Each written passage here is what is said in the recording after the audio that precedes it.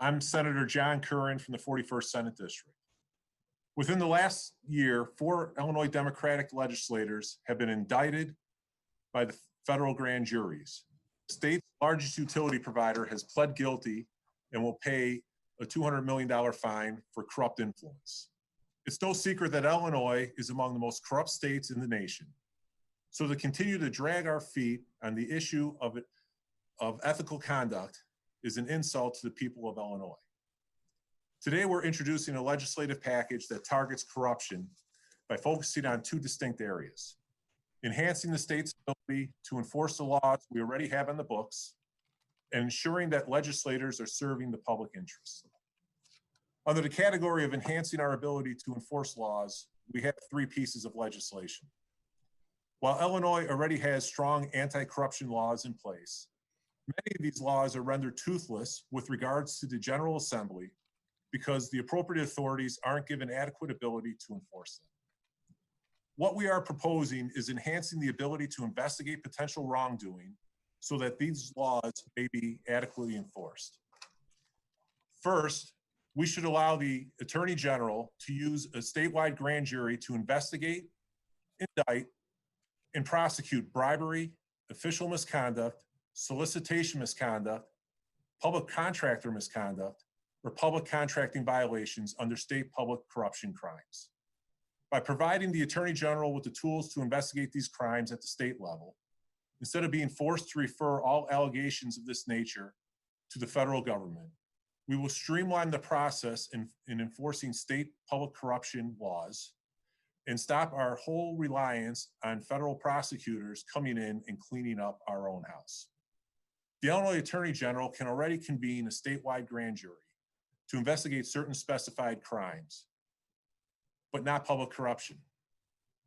Other states, including Pennsylvania, have adopted statewide grand jury systems that have the power to investigate and prosecute criminal matters relating to public duties of state officials and employees. Illinois must follow suit. Our package also amends the state RICO law to give wiretap authority to states' attorneys to investigate crimes of public corruption. This makes further tools available to state and local prosecutors to investigate corrupt public officials. Under current Illinois law, prosecutors cannot even obtain judicial approval for a wiretap in corruption cases because corruption-related offenses are not included in the wiretap statute. Thus, while state and local prosecutors can use wiretaps to aggressively pursue gang, drug, and gun offenses, they are barred from using wiretaps to aggressively pursue corrupt public officials, no matter how serious the alleged offense. When you observe the federal government and their means of prosecuting, oftentimes they include wiretap evidence in tying up these corruption cases. Illinois prosecutors need that same tool. Finally, our package seeks to give greater independence to the Legislative Inspector General to investigate alleged wrongdoing by legislators. Our legislation would give her the ability to investigate and issue subpoenas without prior consent of the Legislative Ethics Commission, who are all members of the General Assembly. We're also proposing to end that, and that all members of the Legislative Ethics Commission be required to be members of the general public instead of members of the General Assembly. This is a classic case of the fox guarding the henhouse. Legislators cannot police themselves, and with the recent resignation and indictment of a sitting Legislative Ethics Commission member, it is time to turn the page on this process. Next, I would like to turn this over to Senator Jill Tracy, who will talk about several components that ensure legislators are serving the public interest.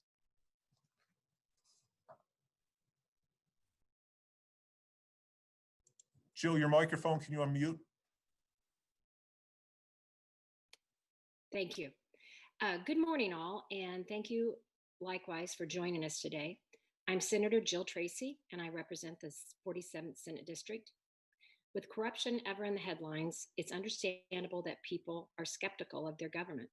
With that in mind, the second half of our legislative package deals with legislation that is aimed at ensuring that legislators are serving the public interest.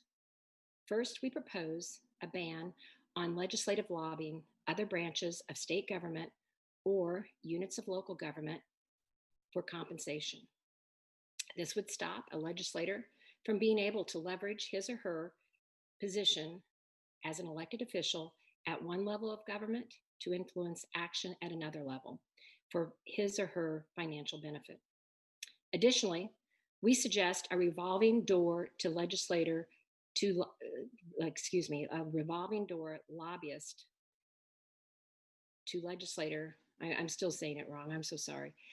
We suggest in this package that we suggest a revolving door legislator to lobbyist prohibition after 1 year a legislator leaves office or until the end of the current term if a legislator resigns before his or her term is over, whichever is longer. This aims to ensure that while in office, legislators are focused on serving the public interest instead of lining up a lucrative lobbying position for personal financial gain after they leave office. These are common sense reforms that will help ensure that legislators represent your interests instead of theirs. Next, we have Senator Dan McConkey, who will discuss for the final two elements of our legislative package. Thank you, Senator Tracy.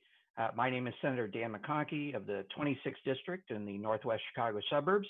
I am a member, along with Senator Curran, of the Joint Ethics Reform Commission, the group of both House and Senate members, as well as other members appointed by the governor, which has failed to meet since the pandemic began, despite all the legal obstacles to our being able to meet being removed all the way back in June. What we're talking about today aren't new ideas. In fact, many of these concepts have been supported, sometimes on the floor in a vote, from both sides of the aisle for years, and yet they aren't the law, and here we are still fighting for reform. I am the chief sponsor of two bills in this package. Senate Bill 4017, which prohibits a legislator from leaving office and continuing to use their campaign fund to support lobbying activities. Back in 1998, we limited the ability of legislators to be able to use campaign funds for their personal use. However, since then, former legislators on both sides of the aisle have used their campaign funds after they left to help build a personally lucrative lobbying business. We believe this has to stop. This bill also prevents an appointee to a board or commission that is confirmed by the Senate from fundraising or donating to their campaign committee while serving as an appointed public official. This most recently became an issue with former Senator Bill Hayne, who announced his intentions to donate money from his own campaign account after having left the Senate and donating it to candidates over whom, while he was on the Board of Elections, he would be overseeing both their ballot access and the financial integrity of their campaigns. Additionally, and the last bill in this package is Senate Bill 4018, which updates the Statement of Economic Interest and enhances the disclosure of potential conflicts of interest so that people like you in the media would be able to better track down when maybe there's some funny business going on that needs a closer look. This is a bill that has passed the Senate at least 3 times, but has never gotten out of the House of Representatives. The current Statement of Economic Interest has just too many loopholes for members, and so they can avoid real accountability. And it's high time that these changes finally became law. There's no good reason to continue to delay addressing government corruption. And now I'll kick it over to Senator Ryder for concluding remarks. And you're muted, Dale. All right, let's try that. Thank you, Dan, and thanks to my colleagues. My colleagues here on the line have done a very good job of laying out the particulars of the ethics package that we're putting forward today. What I'd like to do is take just a minute, step back, and let's put on the wide-angle lens for a little bit and look at what's happened. Since a year ago last month, so over the last 15 months, 4 legislators have been indicted. And another one is, shall we say, under the intense scrutiny of the federal government in a very wide-ranging investigation.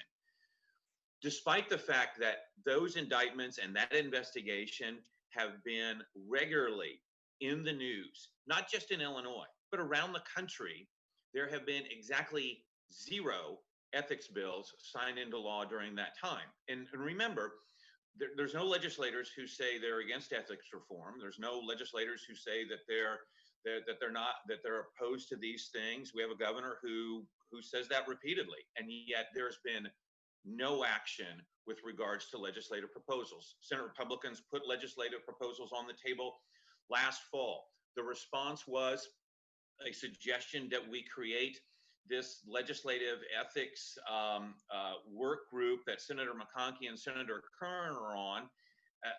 It's been 6 months since that group has met. There is no report coming out of that group as of yet. So you have to ask yourself, was that a meaningful attempt to try to find out what the best ethics package should be and then move forward on that? Or was that attempt simply to try to swat the issue aside and hope that it goes away, which clearly it's not going away? We have put reasonable proposals on the table that will both help ensure that legislators are serving the public interest rather than their own interest, and help enhance the tools that we already have in law so that we don't have to sit around and wait and hold our breath for the federal government to come in and clean up our house. We need to be able to do that on our own, but that requires the adoption of an ethics package like the one we put on the table here today. With that, we'd be happy to answer any questions. Thanks, Senator. The first question today is, what makes you think the supermajority will call any of this? Thank you, Rachel.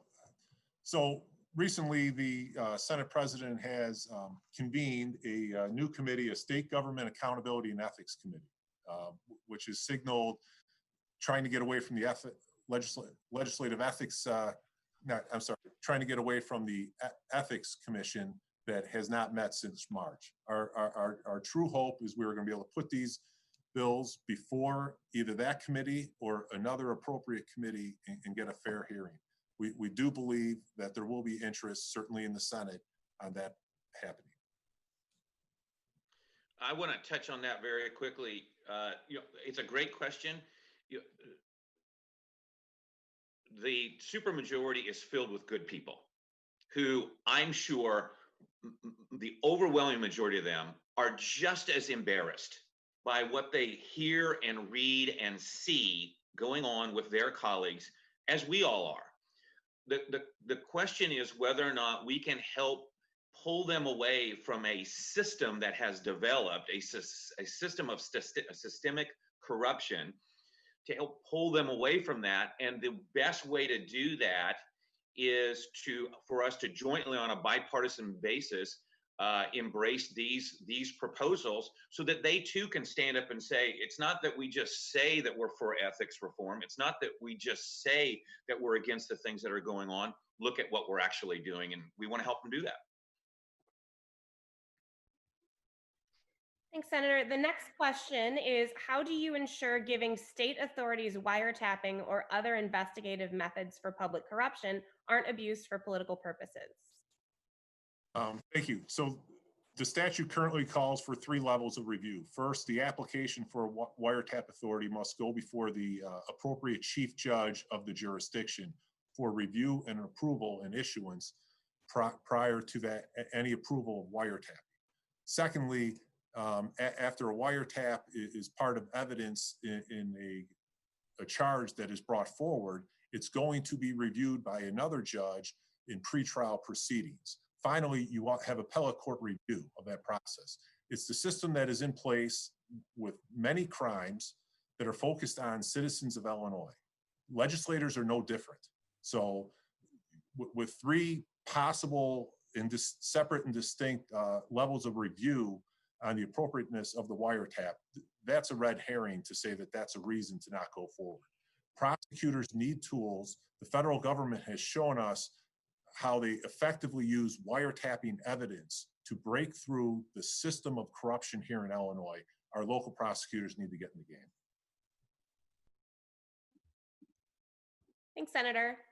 The next question is, your package focuses on 2 specific areas. Why focus on these 2 areas instead of one of the many other types of questions that you could be asking for ethics? Well, I'll take that. There's a lot of issues that are out there that we could be addressing, but what we wanted to do was focus on the fact that we need to be cleaning up our own house, We have a number of colleagues who have been indicted, recently pleaded guilty to various types of crimes, some of whom currently still under investigation.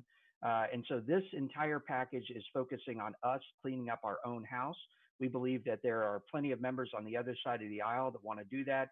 To Senator Ryder's point, there are good people who are on the other side of the aisle who are just as embarrassed about kind of the things that are going on.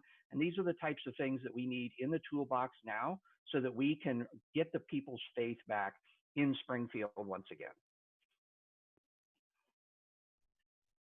Our next question, are your bills going to make unethical people ethical, or will it result in more ethical people running for office? Let me touch on that. I don't know that the adoption of any particular statute carries with it the ability to change someone's heart. Someone who's decided that they want to come in and serve under the guise of being a public official, but they're here really to line their own pockets or the pockets of their friends. What I do think it does, though, is it raises the likelihood for someone who is considering that they'll be caught. In law enforcement, it's a very much of an accepted theory that the best deterrence to crime is to place in the potential offender's mind how likely it is will they be caught.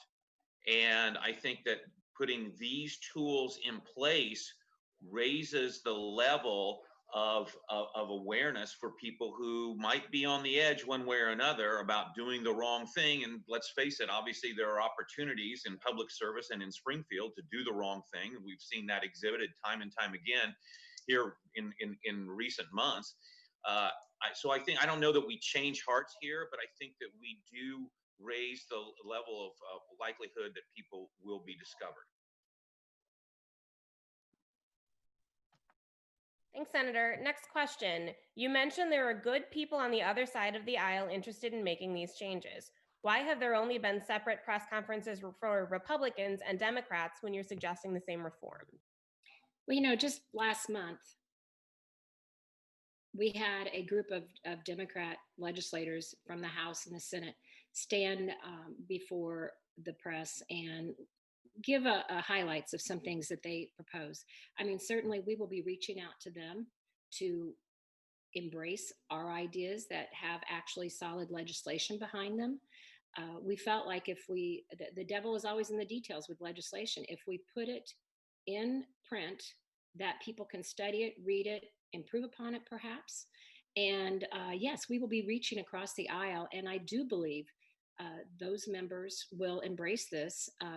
They want to see us have an improved image and live up to that image. And so we're trying to set the bar even higher for legislators first. I'd like to also comment on that, Rachel. What's unique about our package is we are starting from the point of the recent criminal conduct of several legislators and focusing first and foremost on how we address that and stop that systemic abuse going forward. Many of the other packages put forward are good ideas, but they're very expansive and they don't necessarily focus on the General Assembly. So to Senator McConkey's point, we're starting first and foremost at focusing on our own body and cleaning up our own body in order to have the credibility with the people of Illinois and to bring about real structural reform. We need to first clean up our own system here in the General Assembly to restore that public confidence and credibility. And that is where I think this package takes a big first step. Thanks, Senator. The next question. There's already talk of veto session being shortened. Is there a chance of any of this passing before the new General Assembly is seated?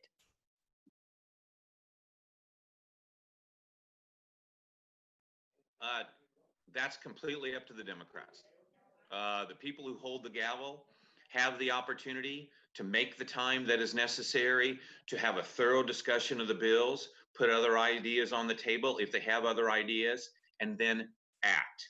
There is no excuse with regards to schedule that can be offered up that quite frankly is credible, because just to be plain spoken, the Democratic majority makes the schedule. And so this is in their hands.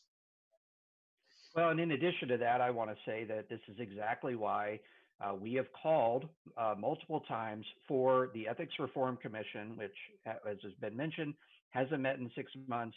Let's meet. The legal barriers to our being able to meet legally was removed back in June when the governor allowed for and changed the rules in regards to the Open Meetings Act, which this commission was subject to, changed it to allow us to meet virtually. And yet since then, we have called for us to meet, we've tried to meet, and we've just heard crickets from the other side. If the commission met, if the Reform Commission met, we would be able to do a lot of the spade work that it would be necessary in order to be able to get this done in veto. Thanks, Senator. That's a good segue into our next question, which is, any word on the Ethics and Lobbying Committee plans to meet again? Do you think it will happen before veto session?